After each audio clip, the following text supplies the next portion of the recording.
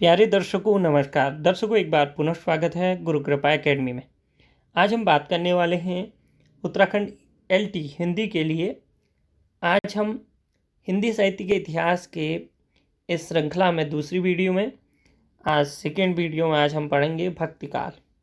भक्तिकाल को एक सामान्य रूप से हम पढ़ेंगे। अलग से भी हमने भक्तिकाल और रीतिकाल हिंदी कविता के इस टॉपिक के अंदर भी पढ़ना है, तो इसलिए हम क्या है सामान्य चर्चा करेंगे। जब हम टॉपिक के अंतर्गत पढ़ेंगे तो क्या है बृहद रूप से पढ़ेंगे। चलिए जानते हैं आज भक्तिकाल को। भक्तिकाल जो है आप जानते हैं, भक्तिकाल को संत काव्य इस समय सबसे अधिक लिखे गए, सूफी काव्य लिखे गए, राम या कृष्ण काव्य लिखे गए। अब इसमें संत काव्य के अंतर्गत निर्गुण ज्ञानाश्रय शाखा और सगुण दो प्रकार से हुए, हम दोनों को समझेंगे।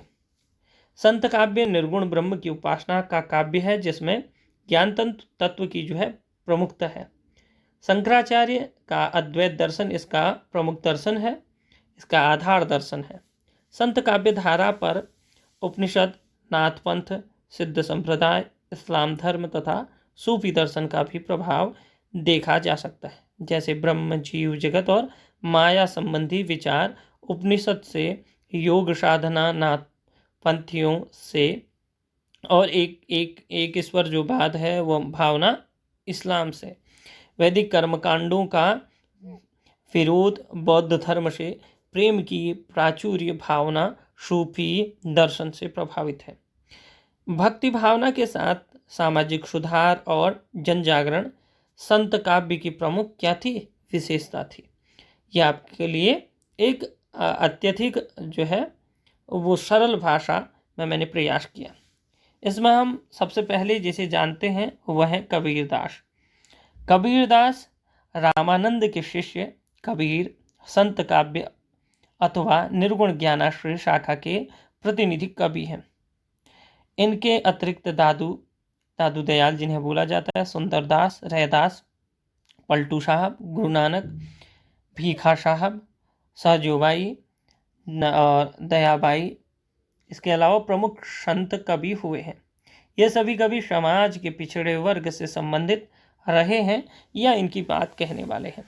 कबीरदास की रचनाएं बीजक में सवत, साखी और रमैनी के रूप में संकलित हैं। इस काव्य धारा में मुक्तक काव्य की ही रचना की जो परंपरा थी वही रही थी। उलटबाशियों द्वारा रहस्य भावना की अभिव्यक्ति हुई है। इनकी भाषा की बात की जाए तो संत कवियों की भाषा जनभाषा के रूप में थी। संतों के भ्रमणशील होने के कारण उनकी भाषा में अवधी, ब्रज, राजस्थानी, पंजाबी, भोजपुरी तथा अरबी फारसी के जो शब्द थे उनका भी मिश्रण था। इसलिए इनकी जो भाषा वो थी सधुकड़ी भाषा थी। ये पूछा जा सकता है, कई बार पूछा जाता है कि कबीर की जो भाषा है वो सधुकड़ी है, खिचड़ी है। जिसे क्या कहा जाता है, खिचड़ी कहा जाता है। ये आपके लिए एक इम्पोर्टेंट है, ऐसे ही नोट्स बनाते रहें। काव्य की जो प्रवृत्तियां हैं वो किस प्रकार से थी। संत काव्य में भाव एवं काव्य शिल्प की निम्नलिखित विशेषताएं थी। क्या विशेषताएं थी? निर्गुण ब्रह्म की उपासना थी, एकेश्वरवाद का समर्थन था, नाम स्मरण का महत्व था, सद्गुरु का विशेष महत्व था, जात पात का विरोध था, सामाजिक रूढ़ियों अंधविश्वासों का विरोध था, धार्मिक कर्मकांडों का वर्जन था, अर्थात किसी भी प्रकार के धार्मिक आडंबरों से दूर रहते थे। आचरण की पवित्रता अर्थात कथनी करनी की समानता पर जोर दिया था। माया का विरोध, क्योंकि यह आत्मज्ञान में बाधक है। ब्रह्म की रहस्य भावना की अभिव्यक्ति थी। इसके अलावा जीव जगत की क्षणभंगुरता का वर्णन, अंतर्मुख साधना में योग क्रियाओं का उपयोग, जीवात्मा को प्रिया तथा परमात्मा को प्रियतम मानकर श्रृंगार और विरह भावनाओं की मार्मिक जो है अभिव्यक्ति थी। सामाजिक सुधार और जन जागरण की चेतना का जो है प्रसार था। सधुकड़ी भाषा का प्रयोग था। मुक्त काव्य के रूप में रचनाएं हुई थी। उलटबाशी काव्य शैली का प्रयोग इन्होंने किया। इसके अलावा सूफी काव्य लिखे गए, जिसे प्रेमाख्यान काव्यधारा भी कहा जाता है, प्रेमाश्रय भी कहा जाता है। रामचंद्र शुक्ल ने सूफी काव्य को प्रेमाश्रय शाखा, जैसे मैं पूर्व में बता चुका हूँ, प्रेमाश्रय शाखा कहा। इनकी जो परंपरा थी वो विदेशी सूफी बाहर से भारत में आए हुए मानी जाती थी, अर्थात जो सूफी परंपरा है वो विदेश से आई हुई यहाँ परंपरा है। किंतु अब यह सिद्ध हो गया है कि सूफी काव्य परंपरा जो प्राकृत अपभ्रंश से होते हुए संस्कृत के स्वच्छंद प्रेम काव्य कथा काव्य परंपरा का ही विकास या विकसित रूप है। आगे देखिए, कवि और काव्य। जो सूफी काव्य थे इसके कौन कौन से कवि थे और कौन कौन सी इन्होंने कृतियां खरी। चंदायन के रचयिता मुल्ला दाऊद सूफी प्रेम काव्य परंपरा के प्रथम कवि हैं। यद्यपि इनके प्रतिनिधि कवि मलिक मोहम्मद जायसी हैं। जायसी के द्वारा जो रचित है पद्मावत इस परंपरा का विशिष्ट महाकाव्य है। आखिरी कलाम अखरावट जायसी की अन्य रचनाएं। इसके अतिरिक्त दामोदर कवि, लखन सेन पद्मावती कथा, कुतुबन की मृगावती और मंझन की मधुमालती तथा उस्मान की जो है चित्रावली अन्य इनकी कृतियां हैं और ये कवि हैं। विचार और दर्शन। सूफी कवियों का प्रमुख विषय प्रेम है। प्रेम की प्रधानता के कारण ही इस जो काव्यधारा को क्या कहा जाता है, प्रेमाख्यान कहा जाता है या प्रेमाश्रय धारा कहा जाता है। अर्थात प्रेम की कथा प्रधान काव्य की धारा। प्रेम का आधार नारी है, वह भी अपूर्व सुंदरी, क्योंकि वह परमात्मा का प्रतीक है। उसी को पाने के लिए नायक अनेक प्रकार के कष्ट झेलता है। इस प्रकार लौकिक प्रेम कथाओं के द्वारा सूफी कवियों ने अलौकिक प्रेम की व्यंजना की है। इसमें भारतीय लोक संस्कृति की सुंदर अभिव्यक्ति हुई है। काव्य की प्रवृत्तियां किस प्रकार से थी ये हम जानते हैं। सूफी काव्य की निम्नलिखित विशेषताएं थी। क्या थी? एक तो प्रेम तत्व की प्रधानता थी, नारी के अपूर्व सौंदर्य का वर्णन था और उसके अलावा प्रकृति के नाना रूपों का विशद विवेचन था या चित्रण था। भारतीय लोक संस्कृति और लोक जीवन का स्वाभाविक चित्रण था और साधनात्मक व भावनात्मक रहस्यवाद की अभिव्यक्ति थी। गुरु की महत्वता थी। सूफी दर्शन का प्रभाव था। प्राचीन अवधि का प्रयोग था। दोहा चौपाई छंद की प्रमुखता थी। प्रबंधात्मक जो काव्य है उस रूप में महाकाव्य खंड काव्य का निर्माण हो रहा था। श्रृंगार रस की प्रधानता थी। उपलब्धि। सूफी काव्य में लोकरंजन के साथ ही लोकमंगल की भावना थी। धर्म संप्रदाय और वर्गगत भेद भाव को भुलाकर सहिष्णुता और समन्वयशीलता का संदेश दिया गया है। इसकी प्रेम भावना अत्यंत उदात्त और पवित्र है।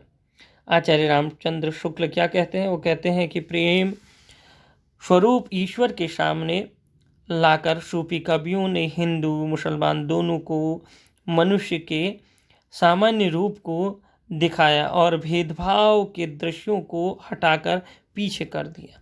ये आचार्य रामचंद्र शुक्ल का मानना था। आगे देखिए, राम भक्ति के कुछ कवि हुए हैं, उनको हम देखते हैं। ये सगुण हैं। मर्यादा पुरुषोत्तम में श्री रामचंद्र के शील शक्ति और सौंदर्य से मंडित अलौकिक व्यक्तित्व के आधार बनाकर राम भक्ति काव्य की परंपरा अत्यंत प्राचीन है। इसमें रामायण जो वाल्मीकि के द्वारा सर्वप्रथम काव्य रचा गया। महाभारत संहिता उपनिषद तथा पुराण में भी रामकथा का वर्णन है। बौद्ध ग्रंथों में दशरथ जातक, जैन साहित्य में पौम चरित, रामचरित तथा उत्तर पुराण कथा राम कथा काव्य परंपरा के ही काव्य ग्रंथ है।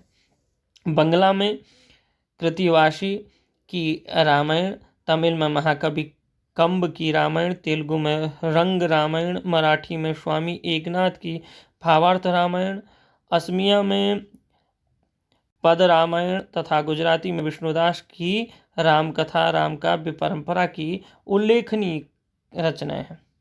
राम भक्त कवि और काव्य। रामानंद हिंदी राम भक्ति काव्य परंपरा के प्रथम कवि हैं। इन्हीं के शिष्य कौन थे? तुलसीदास इस परंपरा के प्रतिनिधि कवि हैं। इन्होंने क्या लिखा? रामचरितमानस की रचना कर राम को जन जन के आराध्य देव के रूप में प्रतिष्ठित किया। वास्तव में तुलसी के द्वारा ही राम के अवतार को पूर्ण प्रतिष्ठित किया। तुलसी समन्वयवादी कवि हैं।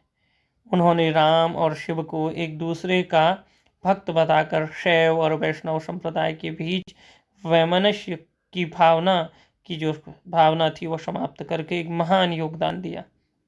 तुलसीदास की रचनाओं में रामचरितमानस, अन्य रचनाएं गीतावली, कवितावली, विनय पत्रिका, जानकी मंगल दोहावली और भैरवी रामायण, कृष्ण गीतावली, राम लला नेछु प्रमुख है।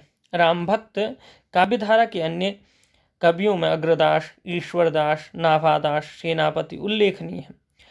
रामानंद के शिष्य अग्रदास की ध्यान मंजरी, अष्टयाम और राम भजन मंजरी रचनाएं हैं। भरत मिलाप, सत्यवती कथा ईश्वरदास की रचनाएं, नाभादास की अष्टयाम और भक्तमाल उल्लेखनीय है। केशवदास की रामचंद्रिका भी राम भक्ति काव्य की महत्वपूर्ण रचना है। इनकी क्या प्रवृत्तियां थी, इन काव्यों का क्या लक्षण था, वो हम देखते हैं। राम के और लोक रंजक और मर्यादा पुरुषोत्तम व्यक्तित्व की प्रमुखता थी इनमें। दास्य भक्ति भावना की अभिव्यक्ति थी, समन्वयशीलता थी, लोक मंगल की भावना थी, रामानुजाचार्य और विशिष्टाद्वैत की दार्शनिक अभिव्यक्ति थी, प्रकृति के विविध रूपों का चित्रण था। इसके अलावा देखा जाए तो प्रबंध काव्यों में पात्रों का स्वाभाविक चित्रण, अवधि और ब्रजभाषा का प्रयोग, समस्त रसों की सुंदर व्यंजना, प्रबंध तथा मुक्तक काव्य रूप का प्रयोग इसमें अधिक किया गया था। उपलब्धियां तथा महत्व देखिए, साहित्यिक, सांस्कृतिक और धार्मिक दृष्टि से राम भक्ति काव्य धारा का विशिष्ट महत्व है। रामचरितमानस समन्वय की विराट चेष्टा का परिणाम है, जिसके द्वारा निराला और विशृंखलित हिंदू जनता के मन में जो निराशा थी, वह क्या थी? राम के प्रति जो निष्ठा और विश्वास उत्पन्न हुआ वह अभूतपूर्व है। लोकमंगल का जैसा व्यापक और गहन विधान तुलसी में मिलता है, वह संपूर्ण हिंदी साहित्य में आज भी क्या है? दुर्लभ है। अब देखिए, सगुण में ही दूसरे हैं कृष्ण भक्ति काव्य के। भारतीय साहित्य में अब देखिए इसमें दो शाखाएं शुरू हुई। एक क्या थी? अब देखिए पीछे एक बार हम जाते हैं और आपको ये समझाने का प्रयास करते हैं, क्योंकि ये आपके लिए बहुत जो है क्या होगा, ये आपके लिए कारगर सिद्ध होगा। एक तो थे सगुण। सगुण में कौन कौन थे? राम और कृष्ण। और एक थे निर्गुण। निर्गुण में कौन कौन था? एक था संत काव्य, एक सूफी काव्य। ये संत काव्य क्या था? ये क्या था? ज्ञानाश्रय था, अर्थात ज्ञान को ज़्यादा मानते थे। सूफी क्या थे? प्रेमाश्रय थे। राम काव्य आप जानते हैं, कृष्ण काव्य आप जानते हैं। तो ये सगुण और निर्गुण में दो भागों में बटा हुआ था। हम इसमें संत काव्य को समझ चुके हैं, सूफी काव्य में भी समझ चुके हैं, राम काव्य को हमने पढ़ा, अब कृष्ण को पढ़ेंगे। जब आपसे पूछा जाए कि 1450 से लेकर 1775 ईस्वी तक जो भक्ति काल लिखा गया उसे कितने भागों में बांटा जाता है और किस प्रकार से, तो आपको पता होना चाहिए कि ये दो किसके अंतर्गत आते हैं? निर्गुण के अंतर्गत आते हैं। ये दो सगुण के अंतर्गत है, सगुण के अंतर्गत। चलिए हम आगे बढ़ते हैं। हम आगे पढ़ चुके थे कृष्ण भक्ति काव्य तक। देखिए, कृष्ण भक्त काव्य की बात की जाए तो ये सगुण है। सगुण में कृष्ण भक्ति शाखा अलग से है, जैसे राम भक्ति शाखा अलग थी। भारतीय साहित्य में भगवान श्री कृष्ण की विशिष्ट जो है महत्व है। उनके बाल रूप से लेकर गीता के उपदेशक योगेश्वर रूप तथा अनेक झांकियाँ मिलती हैं।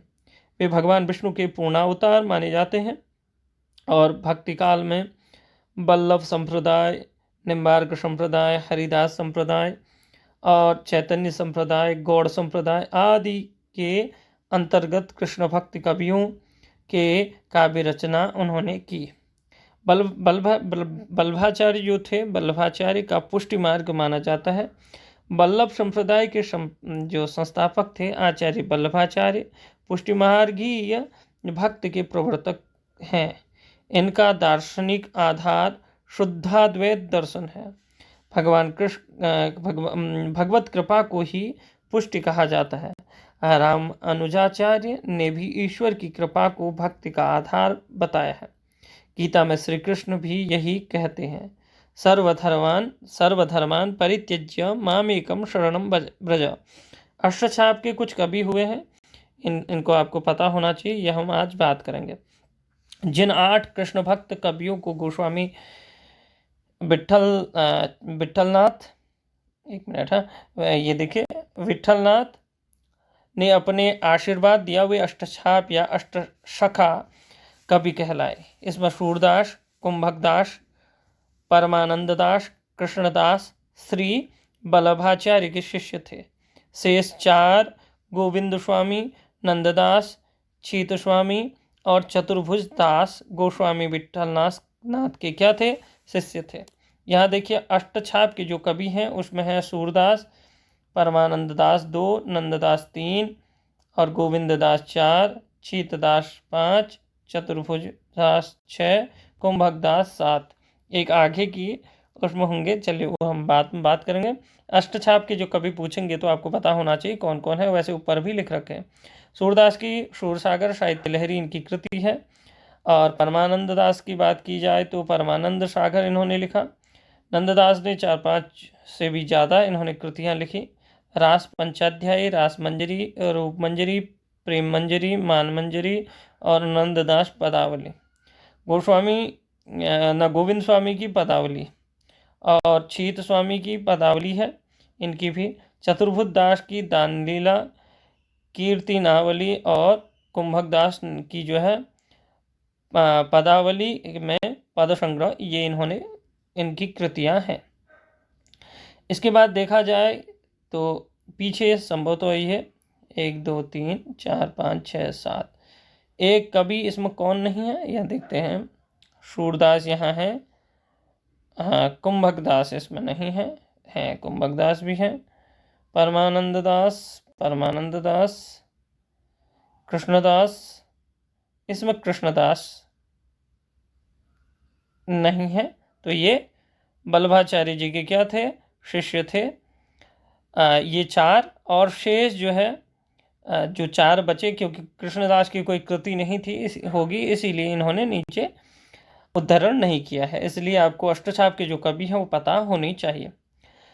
कृष्ण भक्ति काव्य की जो प्रवृत्तियां थी वो हम देखते हैं। कृष्ण की विविध लीलाओं का वर्णन था, माधुरी भाव की प्रधानता थी, भक्ति के विभिन्न रूपों अर्थात नवधा जो भक्ति थी उसमें दास्य हो गया, शका हो गया, कांता हो गया, जो नवधा अर्थात 9 प्रकार की जो भक्ति थी उसकी बात कही गई। जैसे भागवत इत्यादि में भी नवधा भक्ति की बात की जाती है। भ्रमर गीत की परंपरा जो आजकल भागवत में भी आप सुनते हैं।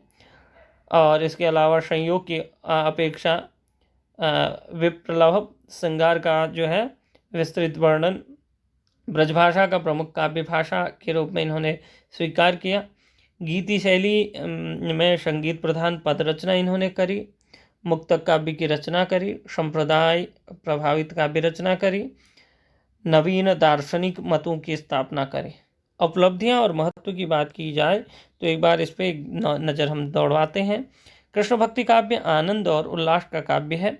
इसके द्वारा मानव हृदय की रागात्मक जो वृत्तियां हैं उनका परिष्कार हुआ। आचार्य रामचंद्र शुक्ल के शब्दों में यूँ कृष्ण भक्त कवि हमारे साहित्य में प्रेम माधुर्य का सुधा स्रोत बहा गए हैं। उनके प्रभाव से हमारे काव्य क्षेत्र में सरसता और प्रफुल्लता बनी रहेगी। दुखवाद की छाया आकर भी नहीं टिकने पाएगी। ये आचार्य रामचंद्र शुक्ल का मत था भक्ति काव्यों के कृतियों को देखकर, विशेषकर कृष्ण काव्य।